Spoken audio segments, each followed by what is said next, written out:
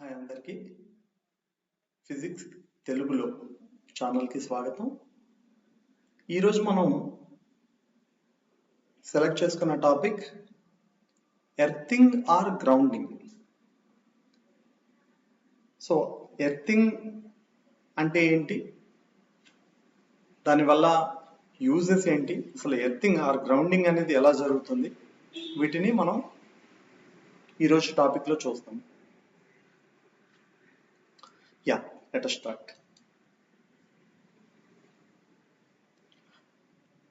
చూడండి, ఇక్కడ ఒక ఎగ్జాంపుల్తో స్టార్ట్ చేస్తున్నాను. నా దగ్గర ఒక చార్జ్డ్ ఆబ్జెక్ట్ ఉంది. ఈ చార్జ్డ్ ఆబ్జెక్ట్ అనేది దీని మీద ఒక 10 ఎక్సెస్ ఎలక్ట్రాన్స్ అనేవి ఉన్నాయి. అంటే ఇది ఒక నెగిటివ్లీ చార్జ్డ్ ఆబ్జెక్ట్. సో ఈ చార్జ్ ఆబ్జెక్ట్ని నేను న్యూట్రల్గా అంటే డిశ్చార్జ్ చేయాలంటే మనం ఏం చేయాల్సి ఉంటుంది జనరల్గా అయితే కనుక. సో దానికోసం అనేది నేనేం చేశానంటే ఒక కండక్టింగ్ వైర్ని తీసుకున్నాను. చూడండి, రెడ్ కలర్లో ఇక్కడ మనకు ఒక వైర్ కనిపిస్తుంది. ఆ కండక్టింగ్ వైర్ని ఒక ఎండ్ని ఈ చార్జ్డ్ బాడీకి అటాచ్ చేశాను. ఇంకొక ఎండ్ని వచ్చేసి లెటస్ సే ఇక్కడ మనం దీన్ని ఎర్త్ అని అనుకున్నాం, ఎర్త్కి కనెక్ట్ చేశాను. అప్పుడు ఏమవుతుందంటే ఫైనల్గా మనకి ఈ చార్జ్డ్ బాడీ అనేది న్యూట్రల్గా అవుతుంది. ఎలా అంటే దీని మీద ఉన్న 10 ఎక్సెస్ ఎలక్ట్రాన్స్ ఏవైతే ఉన్నాయో అవి డైరెక్ట్గా ఎర్త్కి ట్రాన్స్ఫర్ అయిపోతాయి. సో ట్రాన్స్ఫర్ అయిపోతాయి, తర్వాత ఫైనల్గా ఈ బాడీ అనేది న్యూట్రల్గా మారిపోతుంది. అంటే ఒక చార్జ్డ్ బాడీని ఎర్త్కి కనెక్ట్ చేయడం వల్ల న్యూట్రల్గా మారింది ఈ ఎగ్జాంపుల్లో చూస్తే కనుక. సో అలానే చూడండి, ఇంకొక ఎగ్జాంపుల్ తీసుకున్నాను. ఇంకొక ఎగ్జాంపుల్లో మనకి ఇక్కడ సేమ్ అదే చార్జ్డ్ బాడీ తీసుకున్నాను, కానీ ఈసారి ఈ చార్జ్డ్ బాడీలో 10 ఎలక్ట్రాన్స్ డెఫిషియన్సీ ఉంది. ఉండాల్సిన ఎలక్ట్రాన్స్ కంటే 10 ఎలక్ట్రాన్స్ డెఫిషియన్సీ ఉంది. సో ఇది పాజిటివ్ చార్జ్ అనమాట, charged body, positive charged body. So దీన్ని నేను న్యూట్రల్గా అంటే డిశ్చార్జ్ చేయడానికి మళ్ళీ నేను ఏం చేశానంటే ఒక కండక్టింగ్ వైర్ తీసుకొని ఎర్త్కి కనెక్ట్ చేశాను. సో కనెక్ట్ చేయడంలోనే ఇమీడియట్గా ఏమైందంటే ఎర్త్ నుంచి, అంటే ఇక్కడ మన ఎవరో మనం చూసే కనుక ఎర్త్ నుంచి ఈ బాడీకి ఎలక్ట్రాన్స్ అనేవి సప్లై అయ్యి ఇది మళ్ళీ అగైన్ న్యూట్రల్ గా మారిపోయింది. ఫైనల్ గా ఇది ఏమైంది, న్యూట్రల్ గా మారిపోయింది. అంటే మనం ఫస్ట్ ఈ 2 ఎగ్జాంపుల్స్ నుంచి మనం ఒకటి అర్థం చేసుకోవచ్చు. ఏంటంటే ఏదైనా ఒక చార్జ్డ్ బాడీని, అది పాజిటివ్ పొలారిటీ కావచ్చు, నెగిటివ్ పొలారిటీ కావచ్చు, దాన్ని ఎర్త్ కి కనుక కనెక్ట్ చేస్తే విత్ ఇన్ సెకండ్స్ లో, ఫ్రాక్షన్ ఆఫ్ టైంలో ఆ చార్జ్డ్ బాడీ అనేది న్యూట్రల్ గా మారుతుంది. ఆ చార్జ్డ్ బాడీ కనుక ఎక్సెస్ ఎలక్ట్రాన్స్ ఉంటేనేమో ఆ ఎలక్ట్రాన్స్ అనేవి ఎర్త్ కి వెళ్ళటం జరుగుతుంది. దాంట్లో ఎలక్ట్రాన్స్ డెఫిషియన్సీ ఉంటేనేమో ఎలక్ట్రాన్స్ ని ఎర్త్ అనేది ఆ బాడీకి సప్లై చేసి దాన్ని న్యూట్రల్ గా మారుస్తుంది. సో ఈ ప్రాసెస్ ఏదైతే ఉందో, అంటే చార్జ్డ్ బాడీని న్యూట్రల్ గా చేయడానికి కనెక్షన్ ద్వారా, ఎర్త్ కి కనెక్షన్ ద్వారా చార్జెస్ ని న్యూట్రల్ గా చేయటాన్ని ఏమంటారంటే ఎర్తింగ్ ఆర్ గ్రౌండింగ్ అని అంటారు. సో బేసిక్ గా ఎర్తింగ్ ఆర్ గ్రౌండింగ్ అంటే ఏంటంటే ఎనీ చార్జ్డ్ బాడీని మనం న్యూట్రల్ గా చేయటం by connecting to the earth through a conducting wire అన్నమాట. దీన్ని ఎర్తింగ్ ఆర్ గ్రౌండింగ్ అని బేసిక్ గా అనడం అయితే జరుగుతుంది, దీన్ని అంటారు. సో ఇప్పుడు మనం కొంచెం దీంట్లో ఇంట్రెస్ట్ ని క్రియేట్ చేయడం కోసం పనిచేద్దాము. అప్లికేషన్ అంటే దీన్ని మనం ఎక్కడ యూజ్ చేస్తాము, ఇలాంటి కాన్సెప్ట్ అంటే ఇలాంటి ఎర్తింగ్ అనే కాన్సెప్ట్ మనం ఎక్కడ యూజ్ చేస్తాం అనేది ఒకసారి చూద్దాం.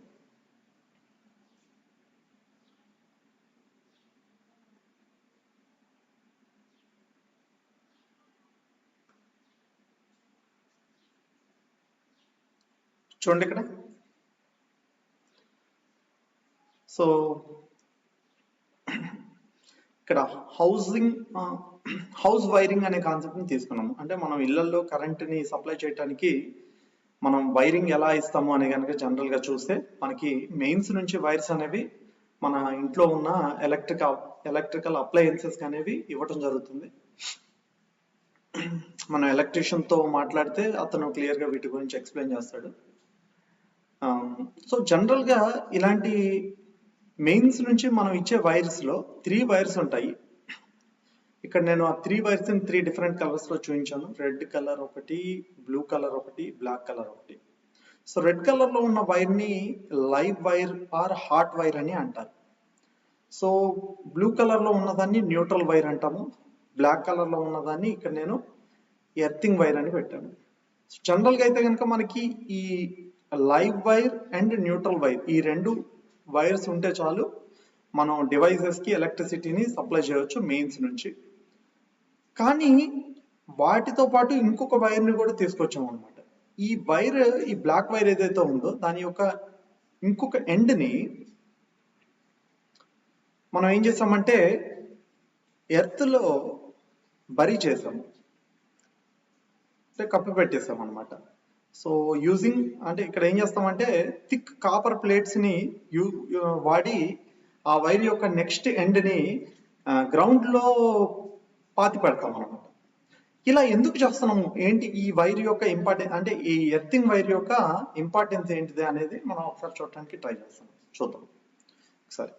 సపోజ్ మనం కొన్ని ఎలక్ట్రికల్ డివైసెస్ తీసుకుందాం, లైక్ ఐరన్ బాక్స్ కానివ్వండి, ఫ్రిడ్జ్ కానివ్వండి. అయితే వీటి యొక్క ఫ్రేమ్ అనేది మెటల్ ఫ్రేమ్ ఉంటుంది, అంటే విచ్ ఈజ్ ఏ కండక్టింగ్, అంటే కండక్టింగ్ నేచర్ ఉన్నటువంటి ఫ్రేమ్ అయితే వీటికి ఉంటుంది.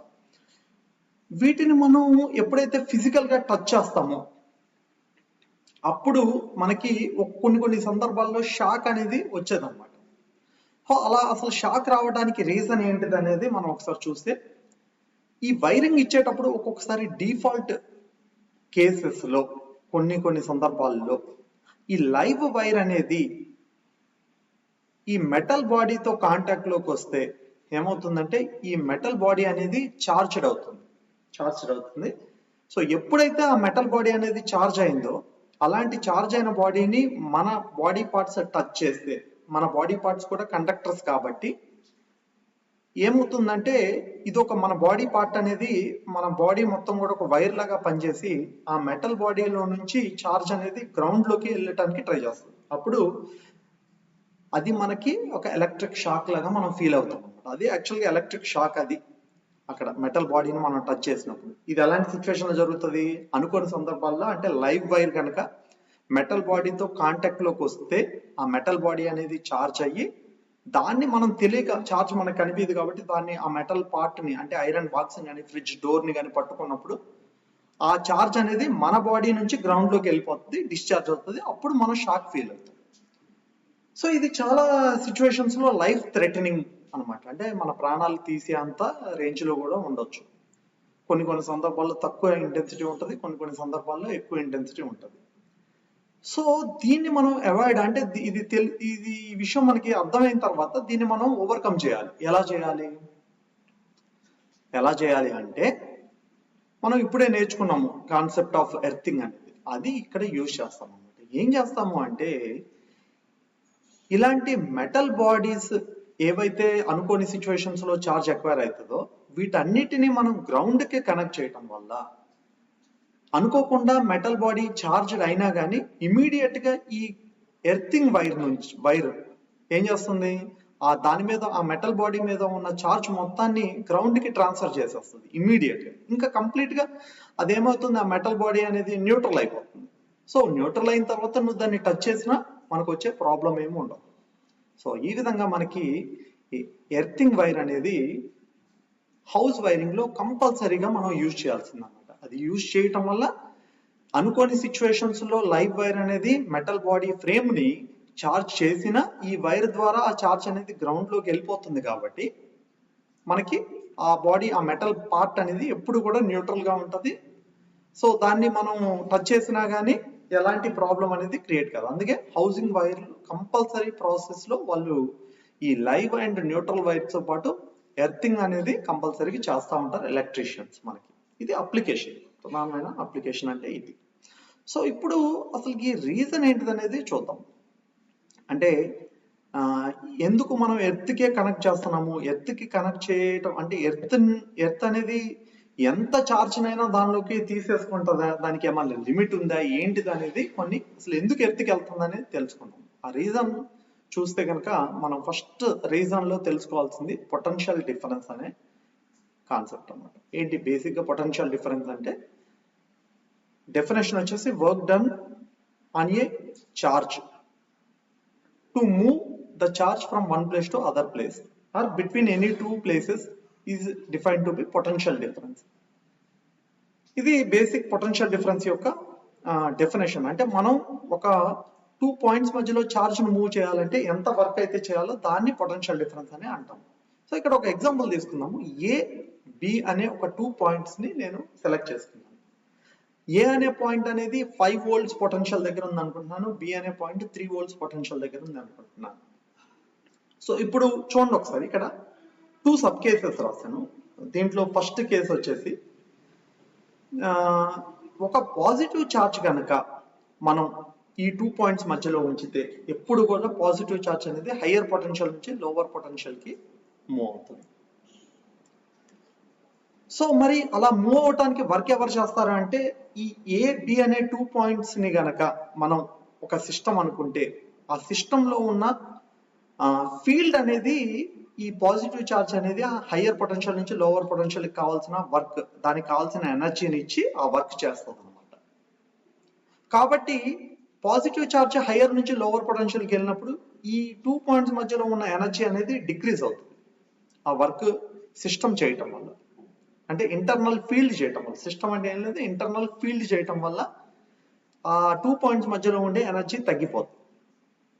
అలా మూవ్ అవటం వల్ల ఏమవుతుందంటే, బి అనే పాయింట్ దగ్గర, అంటే ఇక్కడ మనం ఫర్ ఎగ్జాంపుల్ ఈ ఏ అనే బి అనే పాయింట్స్ కాన్స్టెంట్ పొటెన్షియల్, అంటే ఇది ఒక బ్యాటరీకి కనెక్ట్ చేసి కాన్స్టెంట్ పొటెన్షియల్ దగ్గర లేదు అనుకుంటే, ఇవి స్టాటిక్ పొటెన్షియల్స్ అనుకుంటే కనుక, పాజిటివ్ ఛార్జ్ ఏ నుంచి బికి మూవ్ అయిన ప్రతిసారి బి దగ్గర పొటెన్షియల్ పెరుగుతూ ఉంటది, ఏ దగ్గర పొటెన్షియల్ తగ్గుతుంది. సో ఇప్పుడు పాజిటివ్ ఛార్జ్ ఎంత పాజిటివ్ ఛార్జ్ అయినా ఏ నుంచి బికి మూవ్ అవుతుందా అంటే కాదు.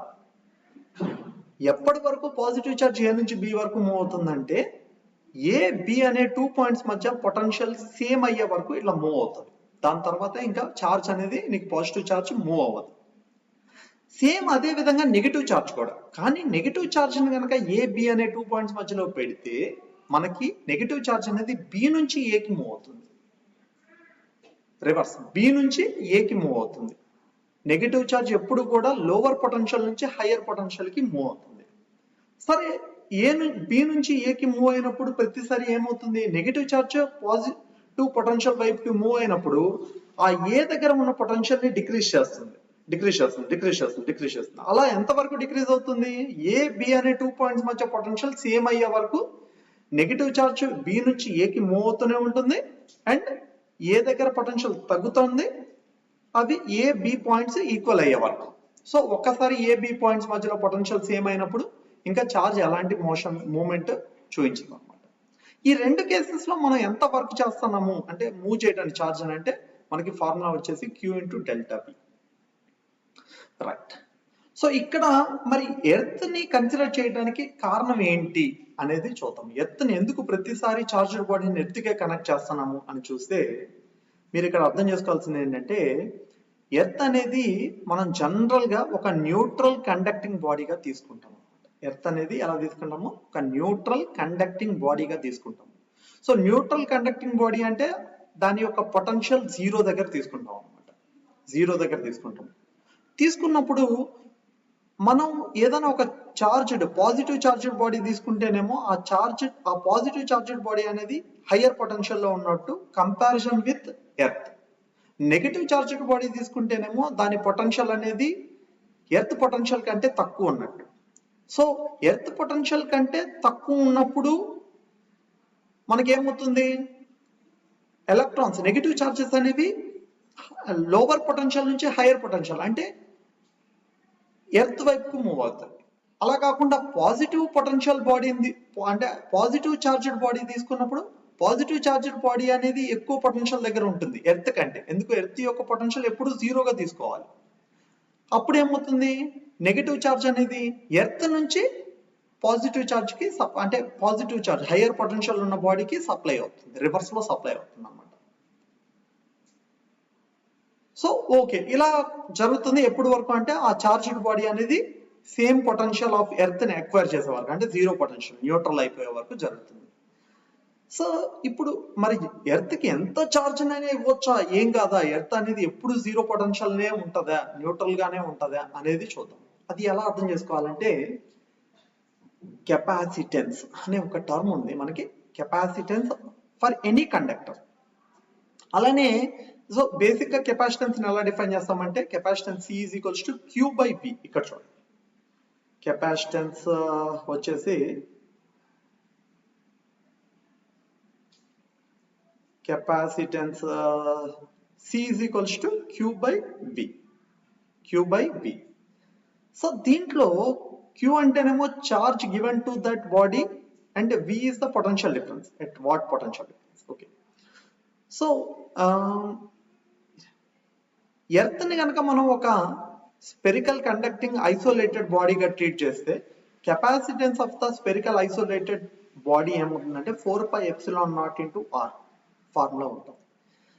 అక్కడ R అంటే ఏంటంటే రేడియస్ ఆఫ్ ద ఎర్త్ అన్నమాట. మనకి తెలుసు radius of the earth 6400 kilometres approximate గా ఉంటుంది. చూడండి ఇక్కడ దీని నుంచి ఈ ఫార్ములాని మోడిఫై చేస్తే అంటే C is equals to Q by V లో V ని ఇటువైపు తీసుకొస్తే అది ఏమవుతుంది Q బై C అవుతుంది. C దగ్గర 4πε0 ఇంటూ R అని రాస్తాం. చూడండి అప్పుడు ఏమవుతుందో మీరు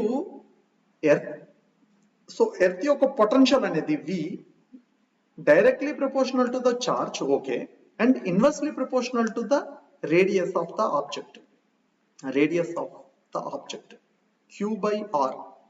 4πε0 is a constant, no problem.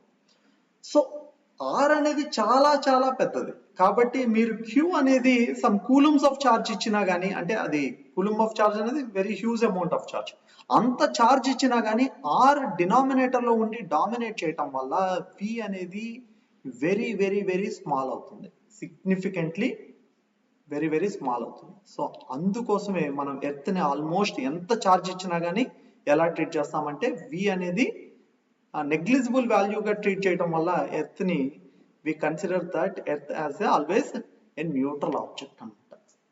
So అది రీజన్ ఎర్త్ న్యూట్రల్ లో ఉంటుంది ఎప్పుడు కూడా. కాబట్టి మనం ఏ చార్జ్డ్ ఆబ్జెక్ట్ ని తీసుకొచ్చి ఎర్త్ కనెక్ట్ చేసినా ఆ చార్జ్డ్ ఆబ్జెక్ట్ కనుక నెగటివ్ చార్జ్డ్ అయితే మనం ఎలా ట్రీట్ చేయాలి ఎర్త్ తో కంపేర్ చేసినప్పుడు? చార్జ్డ్ ఆబ్జెక్ట్ అనేది లోవర్ పొటెన్షియల్ లో ఉన్నట్టు, ఎర్త్ అనేది జీరో పొటెన్షియల్ దగ్గర హయ్యర్ పొటెన్షియల్ లో ఉన్నట్టు.